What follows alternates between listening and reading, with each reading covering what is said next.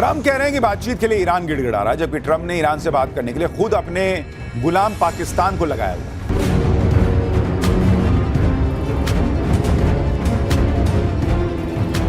ऐसा लगता है कि मुनीर और पाकिस्तान ट्रंप के काम के नहीं निकले, इसलिए ट्रंप ने अगला प्लान एक्टिवेट कर दिया। ट्रंप कह रहे हैं कि बातचीत के लिए ईरान गिड़गिड़ा रहा है, जबकि ट्रंप ने ईरान से बात करने के लिए खुद अपने गुलाम पाकिस्तान को लगाया हुआ है और यह पाकिस्तान खुद मान रहा है। पाकिस्तान के विदेश मंत्री इशाक डार ने बताया कि अमेरिका और ईरान के बीच इनडायरेक्ट बातचीत चल रही है। पाकिस्तान, तुर्की और इजिप्ट इसमें मदद कर रहे हैं। पाकिस्तान शांति लाने के प्रयासों को लेकर प्रतिबद्ध है। डिप्लोमेसी और डायलॉग से ही रास्ता निकलेगा। उधर यह खबर भी आई है कि ईरान से बातचीत के लिए उपराष्ट्रपति जेडी वेंस के वीकेंड पर पाकिस्तान जाने का प्लान है। खबर इसलिए भी अहम है क्योंकि इससे पहले बातचीत में ट्रंप के करीबी दोस्त विटकॉफ और उनके दामाद जेरेड कुशनर ईरान से बातचीत करेंगे, यह खबर आई थी, लेकिन ईरान ने इन दोनों पर भरोसा ही नहीं जताया। यानी ईरान अपनी शर्त पर किससे बात करेगा यह बता रहा है, और डोनाल्ड ट्रंप कह रहे हैं कि ईरान जो है वो मरा जा रहा है बात करने के लिए। ऐसा लगता है कि मुनीर और पाकिस्तान ट्रंप के काम के नहीं निकले, इसलिए ट्रंप ने अगला प्लान एक्टिवेट कर दिया। ट्रंप की 5 दिन की मियाद कल खत्म हो जाएगी और उसके बाद क्या होगा उसके लिए ट्रंप की प्लानिंग की बड़ी चर्चा है। अमेरिका की न्यूज वेबसाइट एक्सियोस की रिपोर्ट के मुताबिक अमेरिका ईरान पर फाइनल ब्लो यानी अंतिम प्रहार के लिए सैन्य विकल्पों पर काम कर रहा है, जिसमें जमीनी सेना का इस्तेमाल और बड़े पैमाने पर बमबारी अभियान शामिल है।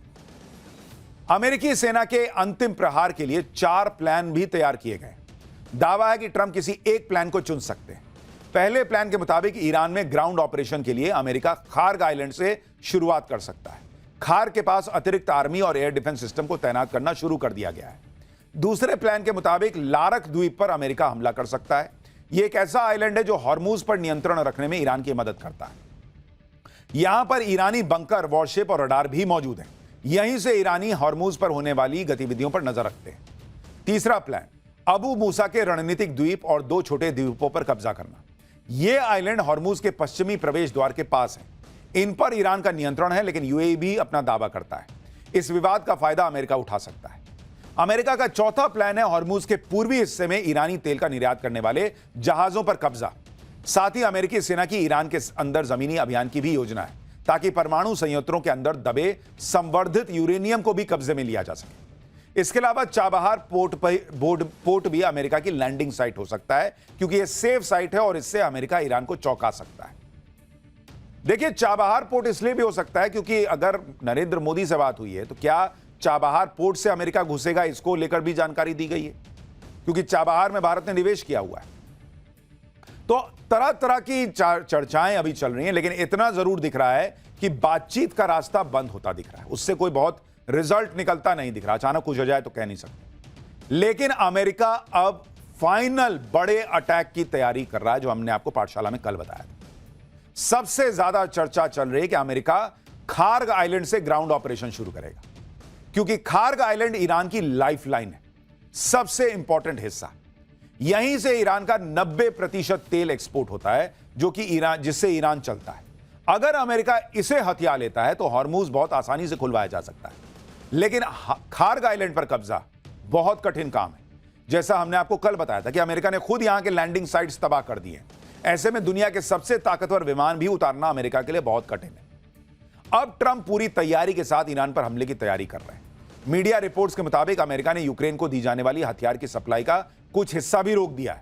बताया जा रहा है कि यूक्रेन को दिया जाने वाला गोला बारूद मिडिल ईस्ट भेजा जा रहा है, क्योंकि ईरान में चल रहे युद्ध के कारण अमेरिका के अहम गोला बारूद का भंडार तेजी से घट रहा है। अमेरिका इतनी तैयारी कर रहा है, सेना लेकर घुसने वाला है कहा जा रहा है, दूसरी जगहों से गोला बारूद भी इकट्ठा कर रहा है, लेकिन अमेरिका ईरान में घुस जाएगा तो ईरान चुपचाप बैठा रहेगा। ईरान क्या तैयारी कर रहा है आपको यह भी बताता हूं। ईरान ने कह दिया है कि वो अमेरिकी मूवमेंट को ट्रैक कर रहा है। कल रात ईरान के संसद के स्पीकर ने इसके बारे में ट्वीट किया। मोहम्मद गलीबाफ ने लिखा कि ईरान के दुश्मन एक क्षेत्रीय देश के समर्थन से उसके एक द्वीप पर कब्जा करने की तैयारी कर रहे हैं। जो हमने आपको पाठशाला में बताया वही लिख रहे हैं वो। हमारी सेनाएं दुश्मन की सभी गतिविधियों पर नजर रख रही हैं। अगर वो कोई भी कार्रवाई करते हैं तो उस देश के सभी बुनियादी ढांचों को निशाना बनाया जाएगा। यानी ईरान भी कह रहा है कि हम सब देख रहे हैं बाबू, तुम क्या कर रहे हो सब हमको पता है, बहुत मारेंगे। ईरान में अमेरिकी सैनिकों को उतारना ट्रंप के लिए बहुत बहुत बड़ा खतरा है, क्योंकि ईरान की सेना के जनरल पहले से कह रहे हैं सालों से हम अमेरिकियों के तय जगहों पर आने का इंतजार कर रहे हैं। 2 दशकों से हम ठीक इसी पल के लिए ट्रेनिंग ले रहे हैं। अब हमारे पास अमेरिकी सैनिकों के लिए बस एक ही संदेश है, और करीब आओ, कम क्लोजर। यानी ईरान भी खुलकर कह रहा है कि तुम पे हमारी नजर है, तुमको मारने के लिए हमारी 20 साल की तैयारी है, आओ ना, आओ। खार्ग आइलैंड पर अगर ट्रंप अपने सैनिकों को उतारते हैं तो ईरान ने भी खार्ग को अमेरिकी सैनिकों की कब्र बनाने का पूरा जाल बिछाया हुआ है।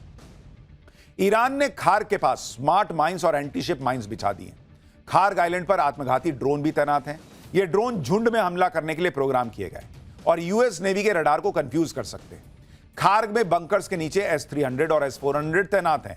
नूर, कादर जैसी एंटीशिप क्रूज मिसाइलें तैनात हैं।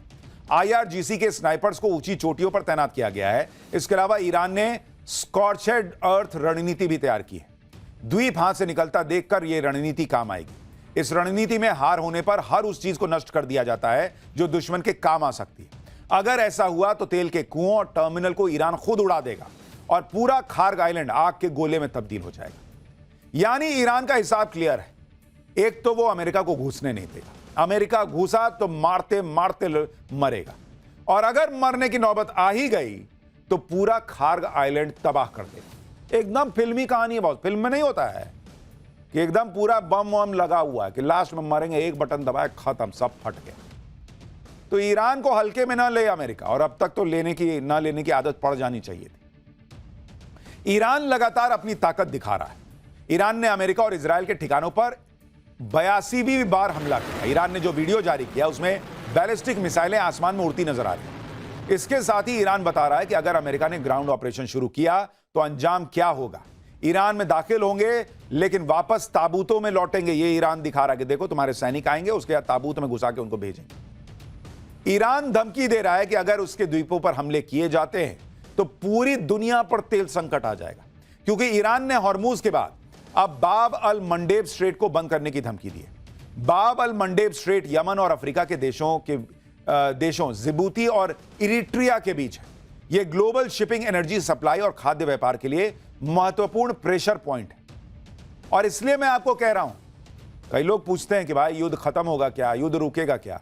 नहीं बॉस, जो हालात बन रहे हैं उससे तो लग रहा है कि युद्ध अब नेक्स्ट लेवल पे जाने वाला है, और अगर ये नेक्स्ट लेवल पर चला गया तो दुनिया तबाह हो जाएगी। दुनिया का करीब 12% तेल इसी रास्ते से होकर गुजरता है, जिसके बारे में अभी आपको बता रहा था। ईरान ने पहले ही 20% रास्ता, तेल वाला रास्ता रोका हुआ है। 12% और रोक दिया तो 20 + 12 32% हो जाएगा। दुनिया में हाहाकार मच जाएगा। वैसे तो बाब अल मंडेब स्ट्रेट ईरान की पहुंच से बहुत दूर है, लेकिन ईरान बाब अल मंडेब बंद करने का दावा इसलिए कर रहा है क्योंकि यह यमन से जुड़ा हुआ है, और यमन के इस इलाके में उन हूती विद्रोहियों का कब्जा है जो सीधे तौर पर ईरान के साथ खड़े। अब तक ईरान ने हूती विद्रोहियों को युद्ध के मैदान में नहीं उतारा है। अगर ईरान को जरूरत पड़ी तो ईरान हूती विद्रोहियों के जरिए बाब अल मंडेब को से गुजरने वाले जहाजों को निशाना बना सकता है। यानी हार्मूज को खुलवाने के लिए ईरान पर सेना उतारने का प्लान बना रहे ट्रंप हार्मूज के साथ तेल का एक और रास्ता बंद करवा सकते हैं। मैं कह रहा हूं ना, ये आदमी जितना हाथ पैर मार रहा है डोनाल्ड ट्रंप, ये उतना रायता फैला रहा है। नहीं होता है कि आप नशे में एक तरफ प्लेट गिरा दिए, एक तरफ बर्तन गिरा दिए, एक तरफ गिलास गिरा, इससे संभल ही नहीं रहा भाई। तुम माफ करो भाई, तुम जीत गए, हम मान गए वाली स्थिति। एक खुलवाने जाओगे, दूसरा बंद करवा दोगे, दोनों पता चला बंद हो गए। आप देखिए कि अभी हॉर्मुज स्ट्रेट बंद है और सैकड़ों शिप समंदर में खड़ी हैं। ईरान की मीडिया एजेंसी ने वीडियो जारी किया जिसमें रात के अंधेरे में ओमान की खाड़ी में लाइन से शिप खड़ी है। बताया जा रहा है कि अरब की खाड़ी में 686 जहाज मौजूद हैं, जिसमें से करीब 400 जहाज ओमान की खाड़ी में। और इन जहाजों के खड़े होने का आप एक मतलब और समझिए, सिर्फ ये नहीं है कि ये जहाज खड़े हैं और माल फंसा हुआ है। ये माल उतरेगा तभी ये जहाज जाके दूसरा माल लेके भी आएंगे, तो इनका खाली होना और अगला माल आने के लिए इनका वहां पहुंचना भी जरूरी है। तो ये डबल संकट है अगर ये फंसे हुए हैं। हॉर्मुज स्ट्रेट खुलवाने के लिए ट्रंप ने कल की डेडलाइन से पहले एक और प्रेशर बनाया। आज खबर आई कि इजराइल ने ईरान के उस कमांडर को मारने का दावा किया जिसने हॉर्मुज स्ट्रेट को ब्लॉक किया हुआ है। इजराइल ने दावा किया कि उसने IRGC के नौसेना कमांडर अलीरेजा तंगसीरी को मार दिया है। इजराइल ने बताया कि अलीरेजा ही हॉर्मुज स्ट्रेट में ईरान के ऑपरेशन को संभाल रहा था, हॉर्मुज स्ट्रेट में माइंस बिछवा रहा था। लेकिन सवाल यह है कि ईरान के बहुत सारे नेता मारे जा चुके। ईरान तो अब तक लड़ रहा है, एक और मर गया तो कैसे ईरान सरेंडर कर देगा, यह मान लिया जाए। क्योंकि इसी बीच एक और बड़ी खबर यह आई कि ईरान ने अमेरिका के फाइटर जेट F-18 को मारने का दावा ठोक दिया। ईरान का दावा है कि दक्षिणी ईरान में एयर डिफेंस सिस्टम ने एक F-18 को मार दिया है। इससे पहले ईरान ने अमेरिका के F-35 और F-16 को मारने का दावा किया था। हालांकि अमेरिकी सेना ने ईरान के दावे को झूठा बताया। लोग कह रहे हैं डोनाल्ड ट्रंप से कि बहू तुम बताते थे कहां कितना प्लेन गिरा, कहां कितना फाइटर जेट गिरा, अब अपना बताओ तुम्हारा कितना गिरा है। ईरान लगातार इजराइल पर भी अटैक कर रहा है। आज मध्य इजराइल में ईरान मिसाइल अटैक करते उसकी तस्वीरें आई। इधर इजराइल भी ईरान पर नॉनस्टॉप अटैक कर रहा है। आज ईरान के मशहद शहर पर इजराइल ने मिसाइल अटैक किया। यह मिसाइल अटैक एयरपोर्ट से कुछ दूरी पर। इजराइल ने ईरान के इस्फहान शहर पर भी बड़े हमले किए, जिसमें सैन्य ठिकानों को निशाना बनाया गया है। इस्फहान में भारी धमाकों की आवाजें सुनाई दी। इधर आईडीएफ लेबनान में हिजबुल्लाह के ठिकानों पर भी लगातार हमले कर रहा है।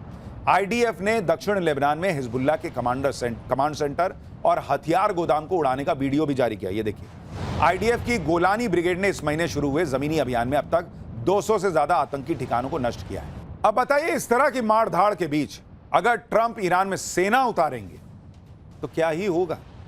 इसके बारे में बहुत लोग कह रहे हैं कि फिर यह युद्ध लंबा खिंच जाएगा, और अगर युद्ध लंबा खिंचा तो दुनिया तबाह हो जाएगी। हर जगह तेल गैस का संकट है, महंगाई बढ़ रही है। खुद अमेरिका में तेल के दाम बढ़ गए और वहां लोग महंगाई से परेशान हैं। ऐसे में ट्रंप युद्ध से निकलेंगे या युद्ध में और धंसेंगे, यह ट्रंप को तय करना है। अमेरिका में ट्रंप के प्लान का जबरदस्त विरोध हो रहा है। ट्रंप की रिपब्लिकन पार्टी की सांसद नैन्सी मेस ने कह दिया है कि वो ईरान में सेना उतारने के प्लान का समर्थन नहीं करेंगी। युद्ध पर ब्रीफिंग से बाहर आकर नैन्सी मेस ने कहा कि वो अमेरिका के बेटे बेटियों को युद्ध में उतारने के पक्ष में नहीं है। नैन्सी मेस ने कहा कि वो ईरान को इराक नहीं बनने देंगी, वॉशिंगटन की वॉर मशीन को ऐसा नहीं करने देंगी। यानी डोनाल्ड ट्रंप के साथ के लोग भी उनका विरोध कर रहे हैं। लेकिन डोनाल्ड ट्रंप ईरान पर नया अटैक करेंगे, इसके बहुत प्रबल चांसेस हैं, क्योंकि जिस तरीके से वो टाइम बाई कर रहे हैं, जिस तरह की तैयारियों की खबर है, जिस तरीके से वो स्ट्रेट ऑफ हॉर्मुज खिलाने के लिए अपने जहाज भेज रहे हैं, अपने सैनिकों की वहां पर को इकट्ठा कर रहे हैं, और इसके अलावा नरेंद्र मोदी को फोन करना, उनको कॉन्फिडेंस में लेना, अचानक से चीन की चापलूसी करने लगना कि मैं आ रहा हूं दोस्त, मैं आ रहा हूं। तो चीन दोस्त हो गया तुम्हारा? डोनाल्ड ट्रंप इसका मतलब चाह रहे हैं कि जब वो ईरान पर अटैक करें तो ना तो भारत ईरान का साथ देने आए, ना चीन आए, और इसलिए अचानक चीन से सेटिंग गेटिंग करने लगे। चीन रुकेगा? उसको नहीं पता है कि तुम क्या चीज हो। लेकिन ये सारे लक्षण बता रहे हैं, तारों को जोड़ते जाइए, कनेक्टिंग द डॉट्स होता है ना, उससे इस बात की सबसे प्रबल संभावना है कि डोनाल्ड ट्रंप के दिमाग में यह युद्ध नहीं रुका है। उनका ईगो हावी है, और इस ईगो के चक्कर में दुनिया की लगने वाली। जीरो हमने इन्वेंट किया, हमने बताया दुनिया को, जहां योग है वहां रोग नहीं। सबसे पुरानी सभ्यता है हमारी। गुलामी से तो और देश भी लड़े भाई, पर आजादी के लिए अहिंसा का रास्ता बस हमारा था। अपने पसीने से जमीन सींचता किसान और घर में घुसकर मारने वाले जवान, बस इसी मिट्टी ने जने। इसके हाथ ने जब थामा जज्बा तो इतिहास रचे। कदम बढ़ाए तो चांद का वो हिस्सा चूमा भाई, जहां कोई कभी नहीं पहुंचा।